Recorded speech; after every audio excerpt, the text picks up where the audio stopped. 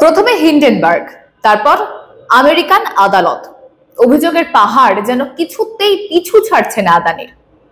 অভিযোগ, আচ্ছা অভিযোগ নাকি ষড়যন্ত্র? কলকাঠি নাড়ছে অন্য কেউ? কি স্বার্থ তার বা তাদের? এই নিয়েই আমাদের আজকের প্রতিবেদন। নমস্কার, আমি তপজা, শুরু করছি মাধ্যম পডকাস্ট। আচ্ছা, আপনারা কি একটা বিষয় লক্ষ্য করেছেন? আদানি এবং আদানির এই ঘুষ প্রসঙ্গ সামনে আসতেই রাহুল গান্ধীকে বেশ অ্যাক্টিভ থাকতে দেখা যাচ্ছে। কেন বলুন তো?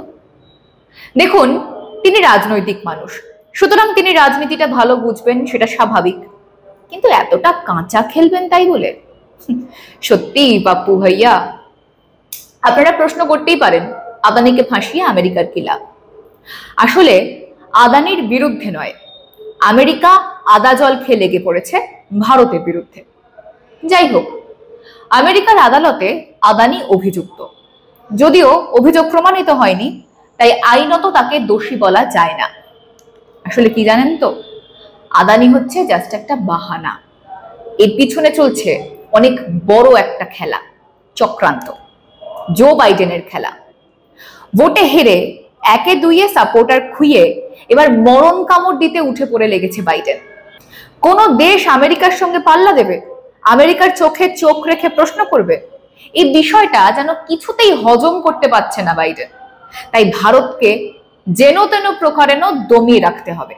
কারণ বাইডেন সাহেব খুব ভালো করেই জানেন যে আমেরিকার সঙ্গে কোনো দেশ যদি কম্পিট করতে পারে তবে অবশ্যই সেটা ভারত।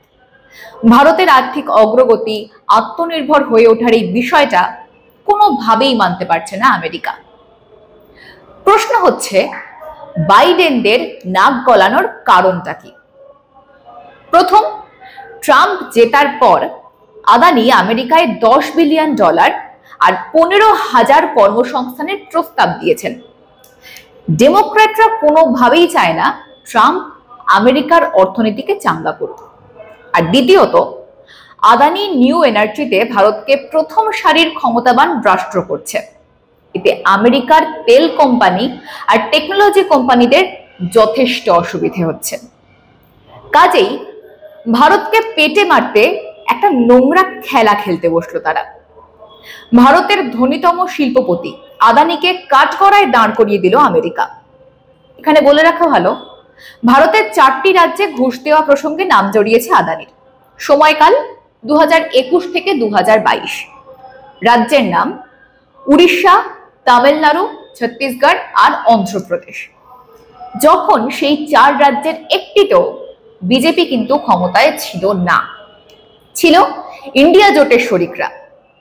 তাই এসব কিছু রাহুল গান্ধী জানেন তো, যে তার জোটের শরিকরাই ঘুষ নিয়েছিলেন। অভিযোগের কিন্তু পূর্ণ তদন্ত হবে, তখনও তিনি এতটাই জোর দিয়ে কথা বলতে পারবেন তো?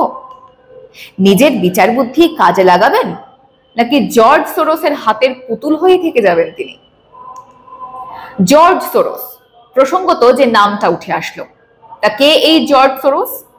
সে এক মহান ব্যক্তিত্ব, যে আবার ভারত থেকে বিজেপি সরকারকে সরিয়ে দিতে ব্যাপক আগ্রাসী। কারণ তার অস্ত্র ব্যবসার বাজারটা ঠিক জমছে না। ভারতের মতো বড় মার্কেট আর যাই হোক কোনো ব্যবসায়ী ছাড়তে চাইবে না। ভদ্রলোক রীতিমতো ঘোষণা করে জানিয়েছেন যে তিনি ভারতের সরকারকে চেঞ্জ করতে চান। অস্ত্র ব্যবসার মার্কেটটা তিনি কিছুতেই ভারতের মাটিতে জাকিয়ে বসতে পারছেন না, কারণ নেপথ্যে রয়েছেন নরেন্দ্র মোদী।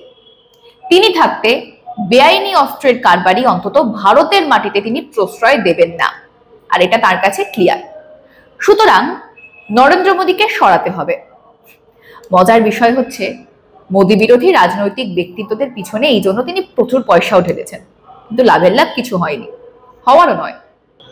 হিন্ডেনবার্গ রিপোর্ট বলুন কিংবা কানাডায় নির্যাতনের হত্যাকাণ্ডে ভারতের নাম জড়ানোই বলুন, একাধিক ক্ষেত্রে ভারতকে নিশানা করার বিষয়ে প্রত্যক্ষ এবং পরোক্ষভাবে জো বাইডেন যোগ পাওয়া গিয়েছে এবং এটা প্রমাণিত। এদিকে যেই আমেরিকার নির্বাচনে ডোনাল্ড ট্রাম্প জিতে গেলেন, ওই দিন থেকে কিন্তু কানাডা স্পষ্ট করে দিয়েছে যে নির্যাতনের হত্যাকাণ্ডে ভারতের কোনো যোগ নেই। অর্থাৎ বাইডেন ধীরে ধীরে তার সাপোর্ট সিস্টেম হারাতে শুরু করে দিয়েছেন। তাই জন্যই কি এই মরণ কামড়? আদানি বিশ্ববাজারে $600 মিলিয়ন বন্ড বিক্রি করেছিল, আর সেই সুযোগ নিয়ে বাইডেনের আমেরিকা নাক গলিয়েছিল। ইনডিক্টমেন্ট মানে অভিযোগ, বহু বছর পরে এর নিষ্পত্তি হবে, আর যদি হয় আদানির কাঁচকলা হবে। বরং এসব করায় প্রমাণ হলো যে হিন্ডেনবার্গের নেপথ্যে কে ছিল, কে নাড়ছিল আসল কলকাঠি। আসলে বাইডেন ভালোই বুঝে গিয়েছে যে ভারতের কাছে সুপার পাওয়ার হওয়ার সমস্ত পোটেনশিয়াল রয়েছে, তাই ভাঙবো তবু মচকাবো না গোছের একটা চরিত্র সামনে আসছে জো বাইডেনের। নরেন্দ্র মোদীর আমলে ভারত যেরকম আর্থিক শ্রীবৃদ্ধির পথে এগিয়েছে, ভারতের অর্থনৈতিক সংকট যেভাবে কেটে গিয়েছে এবং সমৃদ্ধ হয়েছে ভারত, আগামী তো মোদী ম্যাজিকে ভারতে যে আরো বেশি করে সুদিন আসবে সেটা প্রমাণিত অন্তত আমেরিকার কাছে। তাই ভারতকে মারতে হলে তাকে অর্থনৈতিকভাবেই কাবু করতে হবে, ঘায়েল করতে হবে ভারতের ধনকুবেরদের। তাই কখনো বাংলাদেশে পাওয়ার সাপ্লাই ইস্যু নিয়ে আদানিকে খোঁচা দেওয়া, আবার কখনো হিন্ডেনবার্গের ইস্যুকে সামনে তুলে আনা, অথবা ঘুষ কাণ্ডে আদানির নাম জড়িয়ে অযথা ব্যতিব্যস্ত করার একটা ঘৃণ্য চক্রান্ত চালানো হচ্ছে, এবং সমস্তটার নেপথ্যে আমেরিকা। পুরো বিষয়টা সকলের কাছে একদম ক্রিস্টাল ক্লিয়ার। প্রতিবেদন সম্পর্কে আপনাদের অভিমত অবশ্যই জানান আমাদের কমেন্ট বক্সে। সঙ্গে থাকুন, দেখতে থাকুন মাধ্যম।